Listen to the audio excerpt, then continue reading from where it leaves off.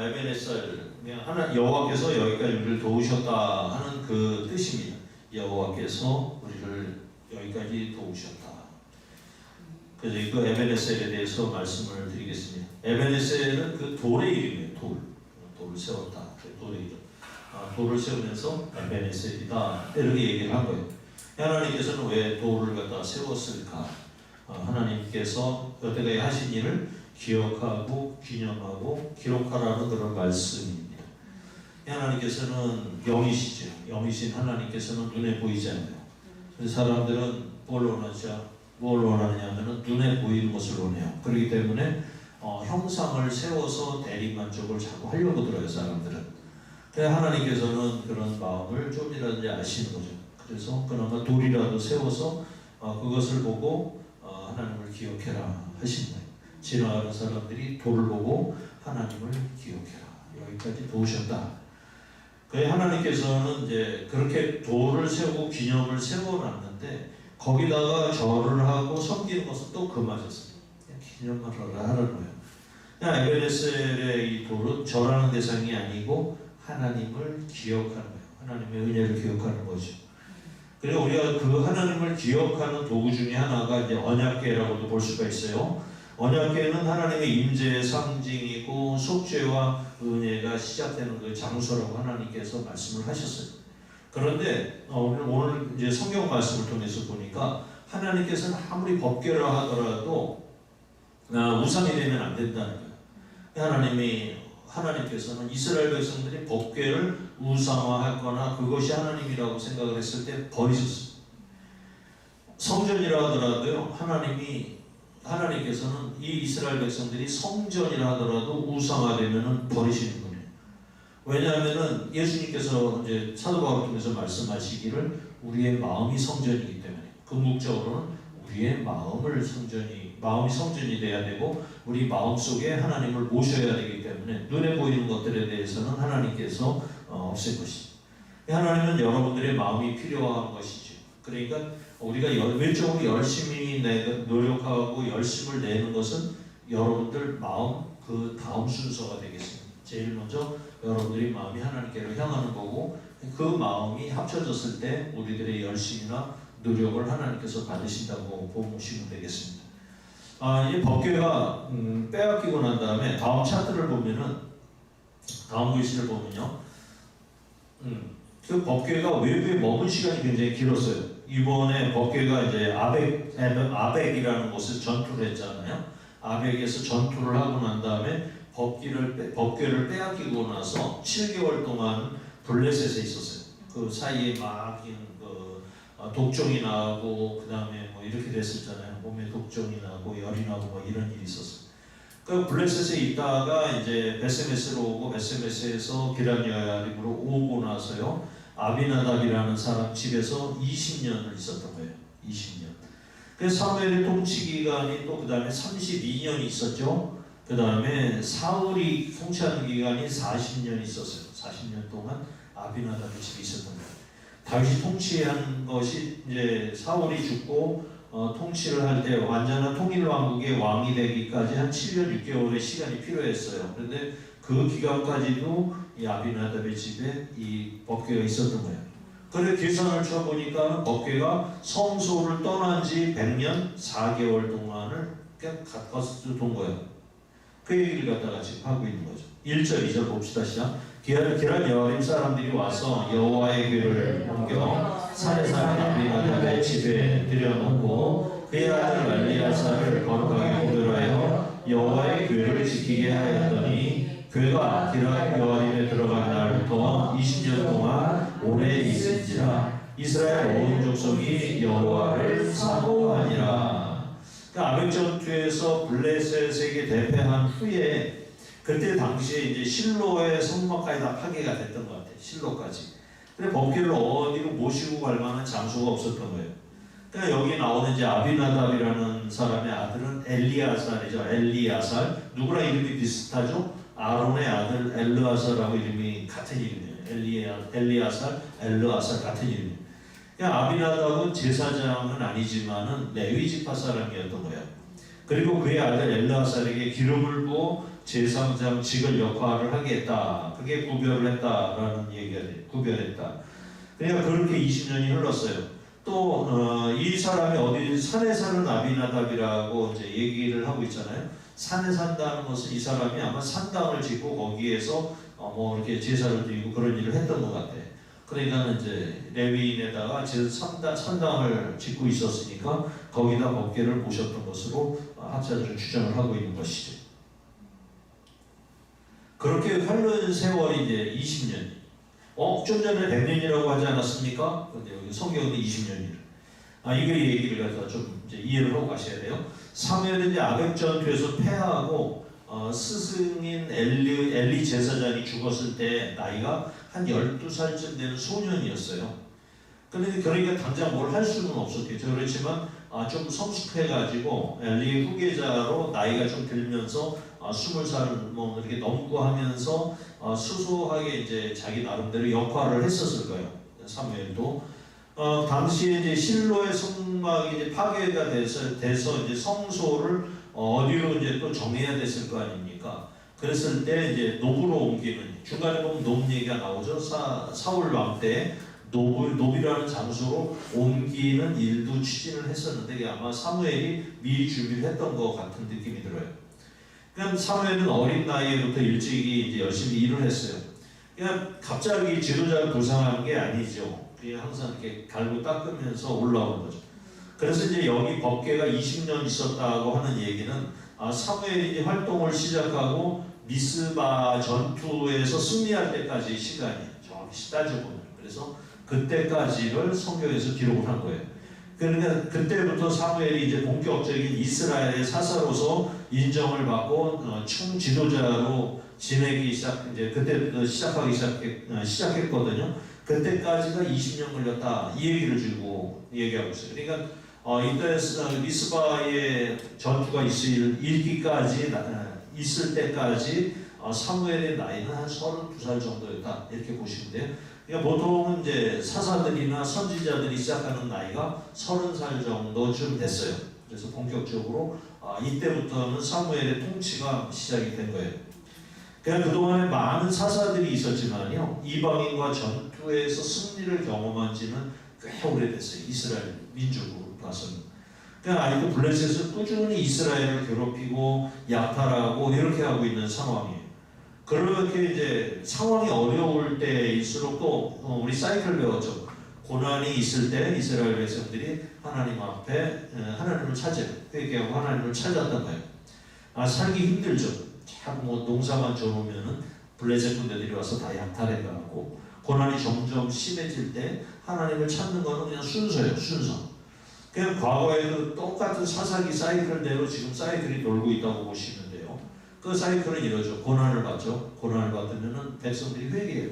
그 다음에 하나님께서 사사를 부르셔가지고 승리하게 하세요. 싸움에서 이기게 하시고 그 다음에 평화의 시간을 줘요. 평화의 시간을 주고 사람들은 평화의 시간이 지속되면서 잊어먹어요. 하나님을 잊어먹고 그러면은 하나님께서 또 외부의 적들을 들어서 고난을 주시고 또 회개하고 이렇게 사이클을 돈다고 말씀을 드렸어요. 3절 4절이에요. 시작. 사무엘이 이스라엘 온 족속에게 말하여 이르되 만일 너희가 전심으로 여호와께 돌아오려거든 이방 신들과 아스다롯을 너희 중에 제거하고 너희 마음을 여호와께로 향하여 그 마음을 섬기라. 그리하면 너희를 블레셋 사람의 손에서 건져내시리라. 이에 이스라엘 자손이 바알들과 아스다롯을 제거하고 여호와만 섬기리라. 사무엘은 이기는 법을 알고 있었어요. 어떻게 하면 이기는가를 알고 있어요. 이 고통스러운 식민지에서 벗어나 자유롭고 풍성한 삶을 사는 법을 알았던 거죠. 그 첫 단계가 뭐예요? 백성들에게 이방 신들과 아스다롯을 제거하라고 했어요. 근데 뭐 이스라엘 백성이라는 게 선민이고 하나님 여호와만 섬기는 백성이라고는 알고 있었는데 왜 사무엘이 이런 말을 자기 백성들에게 했을까요? 이스라엘 사람들은요 여호와 하나님과 이방의 신들을 겸해서 섬겼다는 그런 의미가 되는 거예요. 그러니까 혼합주의 신앙이 들어갔던 거예요. 혼합주의 신앙. 그러니까 믿기지는 않지만 이방에 있는 모든 신들을 인정을 했고 받아들였던 거예요. 벌써. 우리는 이스라엘 백성들이 오로지 하나님만 섬기는 줄 알았는데 사람들은요 그렇지 않았던 거예요. 우리도 그렇죠. 하나님만 섬긴다고 하면서 우리가 미풍양속이다. 그 다음에 그런 걸로 해서 우상 섬기는 짓을 하고 하나님을 섬기는 짓도 하지 않을까요? 그때도 마찬가지였다는 얘기죠. 우리도 이제 직장 생활을 하거나 사회에서 이렇게 일을 하다 보면은 고사를 지내. 고사가 뭔지 아시죠? 고사를 지내거나 또 상가집에 부득이 갈 때가 있어요. 그럴 때 이제 지위가 높아지면은 또 시산제라 해서 뭐 등산 그 동호회가 산에 올라가기 전에 시산제를 지내요. 그걸 고사 지내요. 그 다음에 집을 지으면은 또 거기다 대고. 그 옛날에는 자동차를 사면 자동차에다가 또 이렇게 거기다 대고 절을 했어. 또 옛날에는 컴퓨터가 희귀한 시절이잖아요. 컴퓨터를 사는데 컴퓨터를 사놓고 거기다 대고 또 저기 고사를 지내는 사람도 있었어요. 너무 신기하다고 그러는 사람들이 있었어요. 지금은 그런 사람들 별로 없지만 그래도 있어요. 막 두거대다리 실에다 묶어가지고 막 놓고 이렇게 하는 사람들이 있어요. 거기에 이제 초대를 받게 되죠.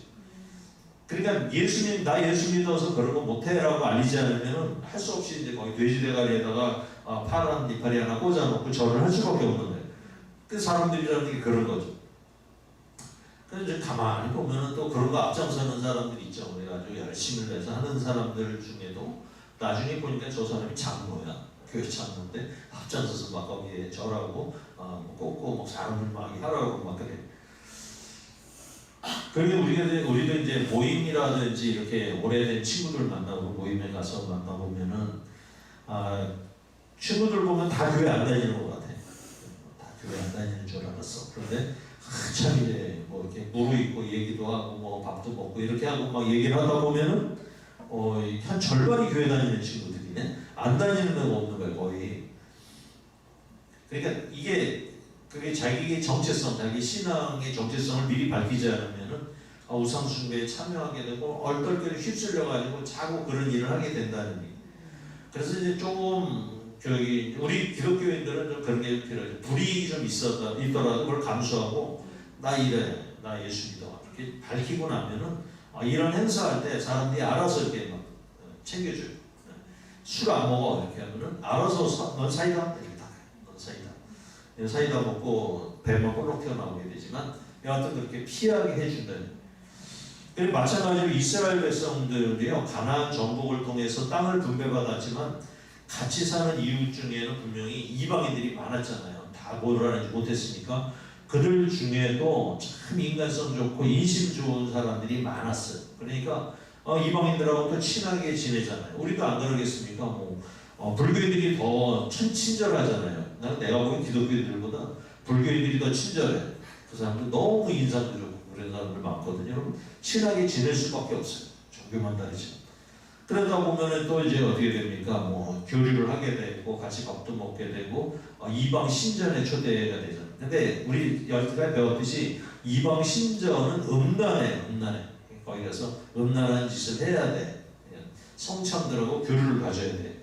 그런 잔치도 하고 제사를 지내면서 율법에서 멀어진 거야. 율법은 너무 따끔해 보여. 딱딱한 거야. 딱딱한데 거기 가니까 다 소통이 돼요. 망창 취해도 되고 교회 돼지고기 먹어도 되고 또 여인들까지 다 준비가 돼 있으니까 얼마나 좀 편하겠습니까? 또 남자들도 준비가 돼 있네. 여자들도 가도 천국이야 거기가. 이러니까 율법에서 점점 멀어지는 거예요. 그냥 바알신들이라고 하잖아요. 바알신이라고 안 해요. 문장에 보면은 바알신들 복수를 쓰고 있어요. 그러니까 바알은 어느 한 존재가 아니에요. 이런저런 잡동사니 신들이 바알이에요. 바알 주인이라는 뜻인데 그 주인들이라는 뜻이에요. 바알들을 모시고 있는. 그냥 어떠한 형태로든지 그런 형태들이 이스라엘 집안에 이런 우상들이 스며들어 있었던 거예요. 백성들은 이것을 자연스럽게 받아들이고 하나님도 섬기고 오늘의 운세도 보고 이렇게 했다는 그런 의미가 되는 거예요. 사무엘은 이스라엘 이 민족의 가장 큰 문제가 우상 숭배였다는 것을 알았어요. 가장 먼저 해결해야 될 것이 뭐냐면 미신파파였죠. 우상을 제거하는 일이었죠. 그러니까 우상도 이것이 주인이다 믿는 이런 것에 대해서 정리를 할 필요성이 있었던 거예요. 이거 송아지를 만들고 이게 하나님이다 여호와 하나님이다 하는 그런 것이 잘못됐다는 걸 가르칠 필요성이 있었던 것이고 가장 먼저 해결해야 될 문제였던 것이죠. 5절 6절 봅시다. 시작. 사무엘이 이르되 온 이스라엘 미스바로 보이라. 내가 너희를 위하여 여호와께 기도하리라 하니 그들이 미스바에 모여 물을 기어 여호와 앞에 붓고 그날 종일 금식하고 거기에서 이르되 우리가 여호와께 범죄하였나이다 아니라 이 사무엘이 미스바에서 이스라엘 자손을 다스리시라. 그러니까 이스라엘의 가장 큰 문제가 우상숭배였던 거예요. 사무엘이 딱 보기에는 우상숭배가 가장 문제였다. 그래서 사무엘은 1차적으로 뭐냐면 민족적 회개 운동의 필요성을 깨닫는 거예요. 이 민족은 회개 운동을 먼저 해야 된다. 그러니까 나름대로 사무엘도 열심히 이제 사람들을 가르치고 인도를 했지만 사람들 속에 있는 이 뿌리 깊게 내려있는 우상을 제거하는 것이 가장 선결 과제임을 알았던 것이죠. 그러니까 우리나라도 가장 시급한 과제가 미신과 우상을 제거해야 되는 문제예요. 지금 이 나라가 바로 서기 위해서는 그것을 제거해야 돼요. 그러니까 지금 그 전직 대통령의 부인이 우상을 섬겼다, 일본 신을 섬겼다 하는 거 다 지금 방에서 보면 나오고 있잖아요. 이게 지도자가 이렇게 타락을 해버리고 나면은 이 백성들 속에는 그것이 너무 스며들어 있어요. 일본 신들이 너무 많이 스며들어 있는 거예요. 그런데 우선 교회 안에서부터 미신이 먼저 사라져야 돼요.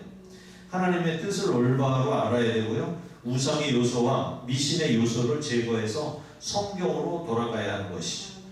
그냥 먼저 하나님 앞에 물을 기르라 했어요. 물을 길어야 돼요. 우리 내면, 깊은 내면에 있는 죄들 있잖아요. 마음속 깊은 곳에 있는 죄들을 다 끄집어내야 돼요. 우물을 길어내야 돼요.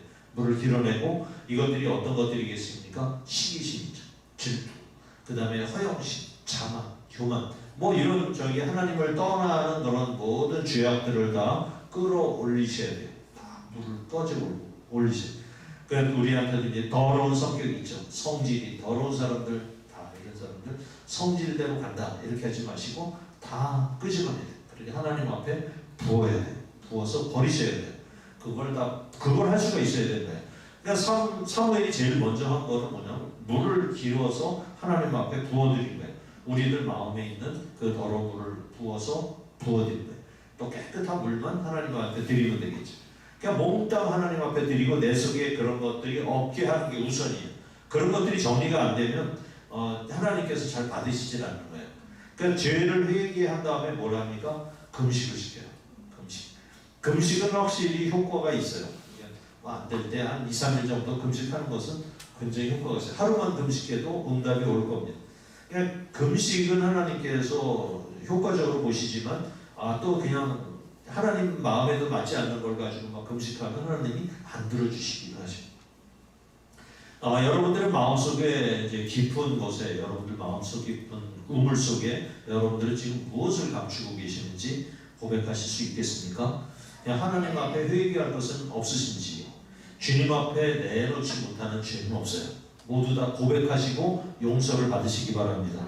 만약 그런 것들이 마음속에 이렇게 자꾸 있으면요 썩어서 부패해서 냄새가 나게 되어 있어요. 그래서 성령의 불로 이거 깨끗이 태워버리시고 없으심을 받으셔야 됩니다. 그래서 이제 그렇게 해야지만이 이방 나라의 공격을 쉽게 물리칠 수가 있는 거예요.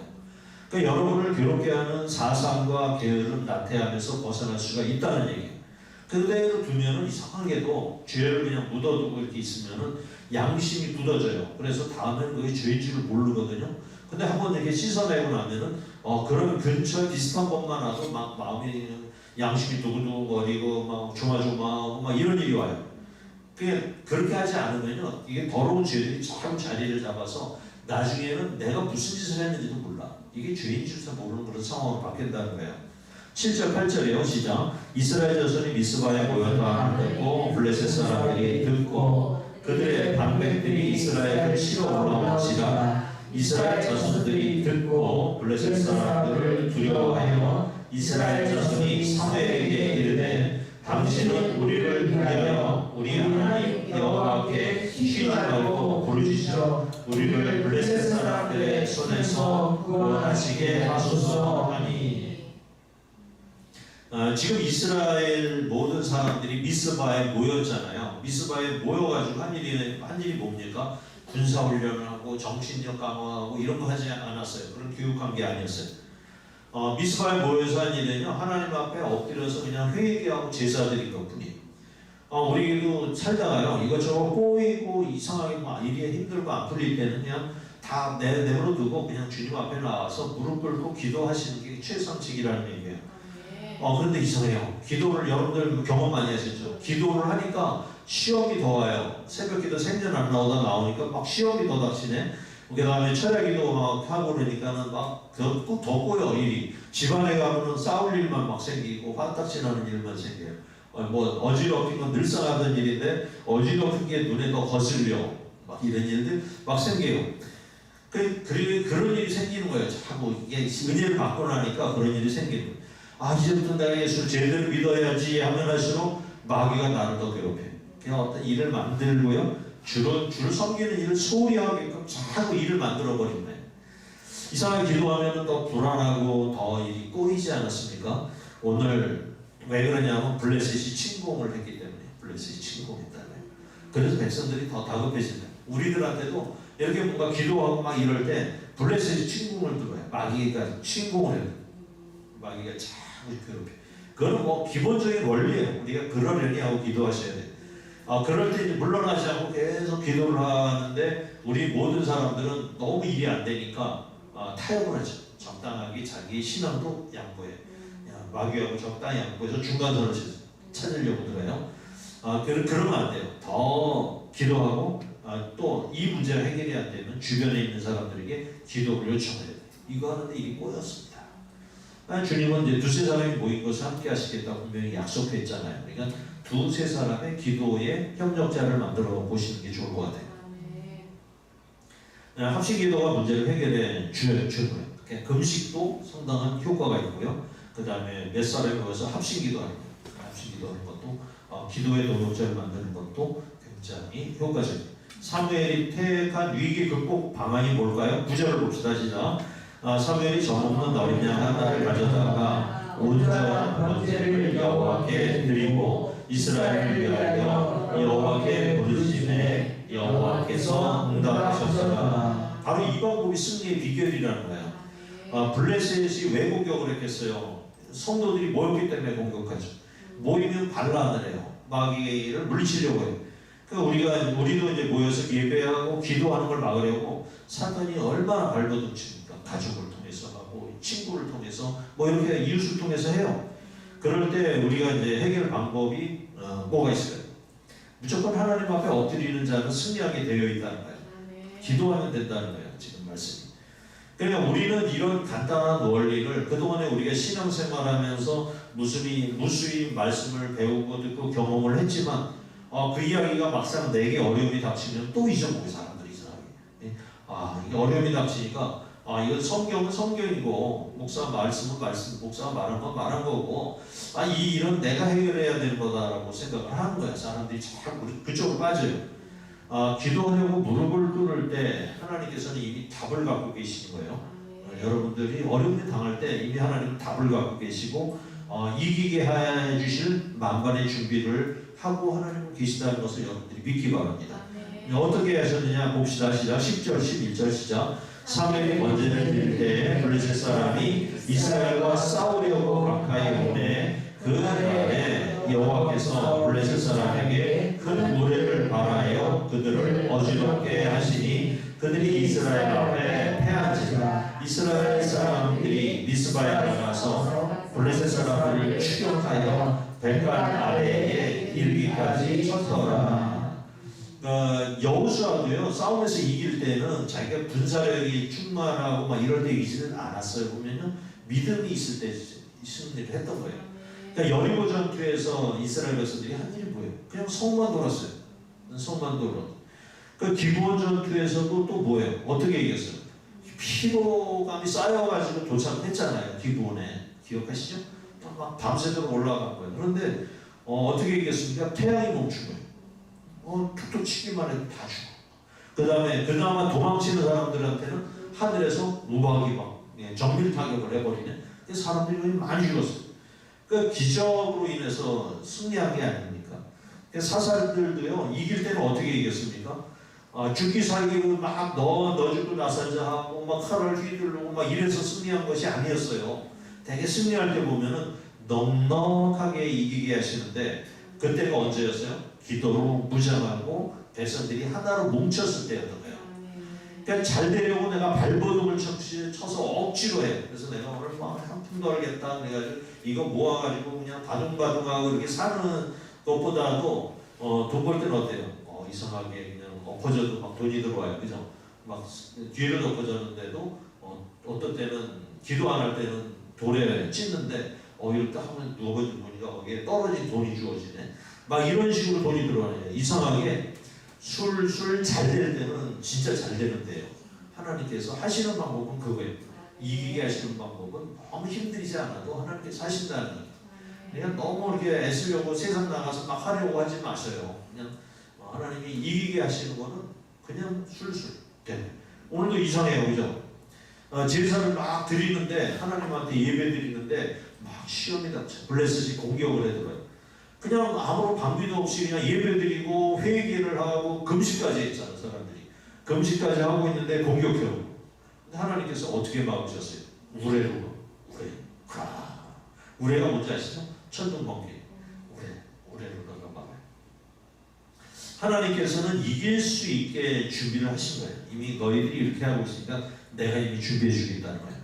그래서 이제 우레를 갖다가 빵 치면서 그냥 하늘에서 천둥이 우르르 소리 너무 소리가 크니까 사람들이 그냥 벌벌벌벌 떨어요. 근데 보면 좀 차별을 하시는 것 같아. 사무엘 때는 우레만 내렸는데 여호수아 할 때는 뭐가 내렸죠? 우박도 내렸어. 불이 섞인 우박도 막 내리고요. 태양도 멈췄어. 기적이 더 많이 일어났어요. 근데 이번에는 사무엘이 이렇게 온 백성들을 모아했는데 우레만으로 충분히 이기게 하실 수 있다냐. 나는 좀 아쉬웠거든. 기왕 하실 거 그냥 막 벼락도 내리고 그 하늘에서 우박도 내리고 막 이래가지고 다 출토화시키기를 바랬는데 하나님께서 왜 사무엘한테는 우레만 내리셨을까? 이런 생각이 좀 들었어요. 그러니까 우레소리에만도 이 블레셋 사람들은 이미 어느 정도 하나님에 대해서 겁을 먹고 있었나 봐요. 그러니까 정신을 잃어버린 거예요. 우레소리 하늘에서 마른 하늘에 갑자기 천둥 치고 벼락 치고 막 이러니까 막 놀라서 그러니까 이런 백성 이런 군대 이기는 거는 일도 아니에요. 그래서 하나님께서는 싸울 의지를 완전히 뺏어버려요. 도망가면서 반격하지 못하는 이런 군대 이기는 건 아주 누워 떡먹기죠. 이스라엘이 언제 이런 승리를 했는지 참 오래간만에 승리를 했어요. 그냥 언제쯤이냐 한번 찾아보니까 입다가 암몬하고 전투할 때 그때 대승을 거뒀잖아요.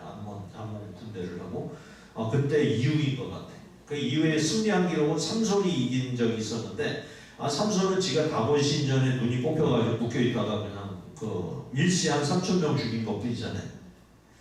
사무엘이 사사가 되고서 처음 전투에 승리한 것은 사무엘이 훌륭해서입니까? 신앙이 좋아서입니까? 하나님의 은혜죠. 하나님의 은혜요. 하나님의 은혜. 그러니까 이기는 것은 하나님의 은혜다라는 거예요. 12절 봅시다. 시작. 사무엘이 돌을 취하여 미스바와 센 사이에 세워야 돼 여호와께서 여기까지 우리를 도우셨다 하고 그 이름을 에벤에셀이라 하니라. 에벤저 그리고 이제 에벤에셀 영어로 절대 이길 수 없는 강자인 블레셋을 이긴 것은요 군사를 준비하고 훈련한 결과가 아니었어요. 하나님의 말씀만 전하는 지도자가 나타났기 때문이죠. 그러니까 양날이 걸친 신앙을 가지고 있는 이스라엘에게 오직 하나님만 섬기게 하는 지도자로 인해서 이기게 하신 것이. 그러니까 말씀만 전하는 지도자의 등장은 이스라엘에게 회개와 또 회복의 놀라운 역사를 만들어낸 거예요. 그러니까 이게 베네셀 돌은요 하나님께서 만들어내신 작품이죠. 우리는 지나면서 하나님이 우리를 도우셨다 하고 이렇게 느낀 적이 참 많아요. 그렇게 하면서 보면은 지내놓고 보니까 하나님의 은혜 아닙니까? 내가 하나님을 믿지 않았다면 지금 무엇을 하고 있을까? 생각해 볼 때가 참 많아요. 그런데 이상하게 다른 길로 가려고 막아서신 하나님 못하게 하셔, 안 되게 하셔, 망하게 하셔. 결국 주의 길로 돌아갈 수 없게끔 이렇게 몰아가시네. 이렇게 지독하게 나 중심으로 이기적인 나를 결국은 하나님께서 하나님 앞에 항복하게 만든 이길 아니 못 가게 만드신 거죠. 하나님의 도우심의 길은요, 여러분들에게 지금도 앞으로도 계속 할 거예요. 계속 될 거예요. 다만 하나님께서는요, 뭘 하라고 하시냐? 기억하라는 거예요. 그 다음에 기념하라는 거예요. 그 다음에 기록하라는 거예요. 도를 세워. 그리고 거기다가 기록을 해라는 거예요. 그러니까 어떻게 이제 우리가 어려울 때, 도움이 필요할 때 뭘 기억을 할 수가 있겠습니까? 도를 세우신대요. 여러분들도 큰 돌 하나 갖다 세우세요. 진짜 돌 갖다 세우지 마시고요. 흔들리지 않는 큰 돌을 여러분들의 마음에 세워놓으세요. 그리고 여러분들이 흔들릴 때마다 내 속에 있는 그 돌을 쳐다보시면 돼요. 하나님이 도우셨지. 이때까지 함께 하셨지. 기억하면 되는 거예요. 여러분의 에베네셀을, 여러분의 에베네셀, 여러분들 속에 있는 에베네셀을 여러분들 가슴 속에 남기시고 그것을 보시면서 하나님을 기억하시기 바랍니다. 그러니까 에베네셀이라는 것도요, 내가 그때 하나님께서 나를 도우셨지 하고 추억으로 멈추면 안 된다는 얘기. 그래서 여러분들이 또 지금 앞으로 한 걸음짜리 더 나가고 또 이렇게 신앙생활을 더 하고자 할 때, 그럴 때 쳐다볼 수 있어야 돼요. 그냥 과거에 묻히지 말고요, 앞에도 지금도 내 속에 에베네셀 돌을 세우시길 바랍니다. 13절입니다. 시작. 이에 블레셋 사람들이 굴복하여 다시는 이스라엘 지역 안으로 들어오지 못하게 하셨으며 여호와의 손이 사무엘을 인사하는 날 동안에 블레셋 사람을 막으시되 블레셋 사람들이 이스라엘에게서 빼앗았던 성읍이 에그론에서 길르까지 이스라엘에게 회복되니 이스라엘이 그 사방 지역을 블레셋 사람들의 손에서 도로 찾았고 또 이스라엘과 모든 사람 사이에 평화가 있었더라. 여러분들이 세워놓으신 그 에베네셀이 있는 동안은요, 하나님이 마귀로부터 지켜주신다는 거예요. 그래서 사무엘이 사는 날 동안 블레셋을 박으셨다 하는 이야기를 하고 있어요. 여러분이 있는 동안에는 여러분들과 여러분의 사업장, 그 다음에 직장, 그리고 가정까지 하나님께서 다 지켜주실 것을 믿으시기 바랍니다. 이렇게 승리한 이스라엘은 모든 것을 다 회복하는 은혜를 받아요. 그렇게 어렵고 힘들고 다 뺏겼던 것들이 다 회복이 돼요. 가나안 정복 당시에 모든 땅을 다 회복했다는 거예요. 에그론에서 이제 가드까지 다 회복했다는 말은 그 도시를 점령했다는 말이 아니고 그 주변에 경계까지 다 회복했다 하는 거예요. 실제로 에그론에서 가드를 점령한 기억은 없으니까. 그리고 이제 가나안에서 항상 이스라엘하고 싸우는 존재가 누구냐면 아모리 족속이야. 아모리 족속. 항상 이스라엘 괴롭혔어요. 그러니까 사사 시대가 오기 전에 아모리 족속을 원래 다 몰아냈어야 되는 거예요. 그냥 아모리 족속이 워낙 강했잖아요. 동쪽에도 큰 나라 두 개가 있었지만 서쪽에도 곳곳에 아모리 족속의 나라들이 있었던 거예요. 항상 이제 이스라엘을 공격할 기회를 찾았죠. 그런데 이번에 사무엘이 전투를 하는 거 보니까 별로 힘 안 들이고 그 철기 부대로 무장했잖아요. 블레셋 군대들은 철기 문화였어요. 그 주변은 청동기였는데 이런 강력한 나라가 쉼없이 무너지는 모습을 본 거예요. 그래서 아모리 족속이 딱 보고 전쟁을 포기했다는 얘기예요. 평화가 찾아왔다 얘기를. 그냥 평화라는 것도 보니까 내가 무기를 비축하고 군사력을 키워서 되는 것이 아니고요, 하나님 앞에 바로 서고 그냥 하나님 앞에 예배를 하니까 이기게 된다는, 그것이 바로 승리의 비결이고 아모리를 잠잠케 만드는 비결이에요. 잠재적인 나를 위협하는 존재들 있잖아요. 나를 공격해하는 존재들을 잠잠케 하는 비결은 뭐냐? 예배를 드린다. 예배를 드리는 눈앞에 닥친 문제뿐 아니라 잠재되어 있는 내게 앞으로 닥쳐있는 문제까지도 하나님께서 미리 다 해결해 주셨다는 거예요. 그러니까 우리가 문제만 바라보고 해결하려고 따라가는 게 아니고요, 주님 앞에 엎드리고 기도하고 예배드리니까 그 옆에 있는 문제들까지 사라져버렸다는 거예요. 당연히 우리는 이런 원리를 다 알잖아요. 믿음으로 이걸 받아들이셔야 합니다. 우리는 하나님의 백성이에요. 거룩한 백성은 다른 방식으로 살 수밖에 없는 거예요. 세상하고 같은 방식으로 경쟁을 하고 그렇게 살아가서는 도저히 될 수 있는 일이 아니에요. 15절, 17절 마지막 걸 봅시다. 시작. 사무엘이 사는 날 동안에 이스라엘을 다스렸으되 해마다 베델과 길갈과 미스바로 순례하여 그 모든 곳에서 이스라엘을 다스렸고 라마로 돌아왔으니 이는 거기에 자기 집이 있으니 거기서도 이스라엘을 다스렸으며 또 거기에 여호와를 위하여 제단을 쌓았더라. 예, 참고로 이스라엘이 사무엘이 어떻게 돌아다니는지 지도 한번 보면 좋을 것 같아요. 사무엘이 이렇게 이제 다녔어요. 쭉 순회를 하고 길갈까지 내려갔다가 그 다음에 이제 베델로 가고 그 다음에 미스바, 에베네셀 지금 돌이 있는데 그쪽으로 해서 다시 남아로 돌아와서 이제 각각 다스렸다 하는 얘기를 해요. 사무엘은 이스라엘의 지도자가 되었고요. 사무엘은 군대를 거느린 것도 아니에요. 궁을 지어서 병사와 동료와 내시를 채용한 것도 아닙니다. 사무엘은 사사시대에 가장 모범이 되는 모습을 보여주었는데요. 이웃 나라를 침범하기 위해 군대를 육성하지도 않았어요. 그러니까 백성들은요 자유롭게 그냥 자기 경작지에서 삶을 가꾸며 살아가면 돼요. 주어진 터전에서 하나님이 주시는 만큼 읽으면서 그냥 살아가기만 하면 돼요. 근데 사람이 사는 곳에는 문제가 있잖아요. 이웃과 문제가 있는데 그 문제를 해결하기 위해서 사무엘이 순회 재판을 한다는 거예요. 그래서 이걸 가만히 보면서 하나님께서 사사기에서 이루고자 했던 그 하나님 나라가 이 땅에 실현된 그런 모습이라고 보여집니다. 사사기를 사람의 관점에서 보면은 종교 암흑기다 이렇게 볼 수가 있어요. 그런데 반대로 하나님의 나라가 이 땅에 실현된 기간이라고 볼 수가 있어요. 제가 여러 차례 말씀을 드렸죠. 반대로 보면은 하나님이 왕이 되어서 다스린 기간입니다. 왕이 없으니까. 물론 인간이 약해요. 악하기 때문에 여러 가지 모습으로 막 드러났어요.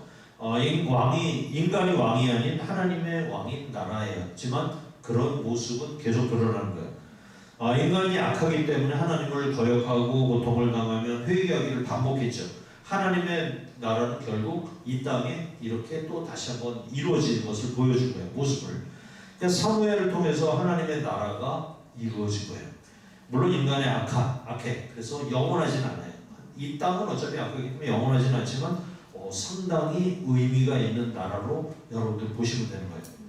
여러분들 각 집에서 이제 자녀들을 갖다 각출해서 궁녀로 보내지 않는데 병사로 보내지 않는데 그 다음에 각자 수입이 있으면 그냥 그것을 이용해서 행복하게 살면 되는 거예요. 세금을 나라에 10분의 1을 띄워 바칠 필요도 없어요. 사무엘도 스스로 자기가 경작해서 먹고 살 것을 바라요. 또 거기에 그렇게 살다 보면 어쩌다가 사람들이 집안이 망할 수 있잖아요. 몸이 아프거나 하면 망할 수도 있는데 7년 면제년을 줬어요. 그 다음에 50년마다 돌아오는 희년제도를 줘서 다시 회복할 수 있어요. 그냥 내가 힘들고 무너지고 병들어도 다시 회복할 수 있는 거예요. 땅 주기가 필요가 없어요. 땅이 다 원상복귀 돼버려요. 가난해져도요 부자들이 다 보충해줘요. 왜냐하면 이삭 죽기만 해도 먹고 살 수 있게 해요. 부자들이 곡식을 밭에다 남겨두고 열매도 주렁주렁 대충 따가기 때문에 그냥 종이 되도요 내가 몸이 아파서 종이 되고 막 자식을 팔고 이래도 50년째 되는 희년이 되면은 다 원상복귀 돼요. 다시 세상을 시작하라는 거예요. 하나님께서. 그리고 이 가나안 땅은 어떤 땅이에요? 하나님만 바라보는 땅이에요. 물이 다 땅속으로 스며드는 땅이에요. 그런 땅인데 하나님께서 절기마다 비를 주셔야만이 이스라엘 백성들은 살 수가 있는 거예요. 이런 땅이 뭐냐? 하나님의 은혜로 살아가는 땅이라는 거예요. 이런 땅이 젖과 꿀이 흐르는 땅이라고 하시네요. 우리가 사람의 눈으로 보는 젖과 꿀이 흐르는 땅이 아니에요. 거기는 척박한 땅이에요. 물이 다 스며들어 버리니까. 나일강 유역처럼 물이 철철철철 넘치는 땅이 아니에요. 그러니까 우리가 세상에서 성공하는 것이 목표가 아닌 성공하는 그렇게 살아가는 삶이 목표가 아니고요. 여기서는 그냥 하나님만 바라보는 거예요. 그것이 가난이에요. 하나님만 바라보는 것. 내가 열심히 성공해서 성공하는 목표가 아닌 하나님의 나라를 위해 살면 그것이 성공이라고 생각하는 것이 바로 그것이 하나님의 나라가 됩니다. 하나님의 나라는 하나님을 바라보는 그 현상, 그것이 많은 게 하나님의 나라예요. 그러면 하나님께서는 비가 필요하구나. 그럼 비를 흠뻑 내려주고 이름이 늦은 비를 쭉 내려주셔서 곡식이 풍성하게 자라게 해주시는 땅. 이것을 젖과 꿀이 흐르는 땅이라고 하셨잖아요. 사무엘도 자기 집 라마에서 이제 에브라임 지파를 다스렸어요. 그리고 다른 지역에 돌아다니면서 또 다스렸어요. 다스린다는 게 가서 뭘 했겠어요? 뭐 군대가 있는 것도 아닌데. 그냥 가면은 하나님의 말씀을 가르치고 율법을 가르친 거예요. 제사를 지내는. 그 다음에 재판을 할 때도 율법을 보고 율법에 이렇게 기록되어 있구나 해서 그 율법대로 그것을 적용해서 재판을 했던 거예요. 그렇게 하나님을 중심으로 하는 삶이 우리에게도 적용이 돼야 돼요. 지금 살면서 여러분들 속에 오로지 예수 그리스도께서 여러분들의 중심이 돼야 돼요. 어느 곳에 가든지 여러분들은 주님을 전하면 돼요. 주님의 뜻이 무엇입니까? 하는 삶을 살아야 되는 거예요. 저 사람의 삶이 중요한 게 아니라 내가 하나님의 뜻대로 살고 있는가가 중요한 거예요. 그래서 사무엘이 사는 날 동안 이스라엘을 다스렸더라 이렇게 얘기를 해요. 여러분들이 사는 날 동안에 여러분들을 다스려야 되는 거예요.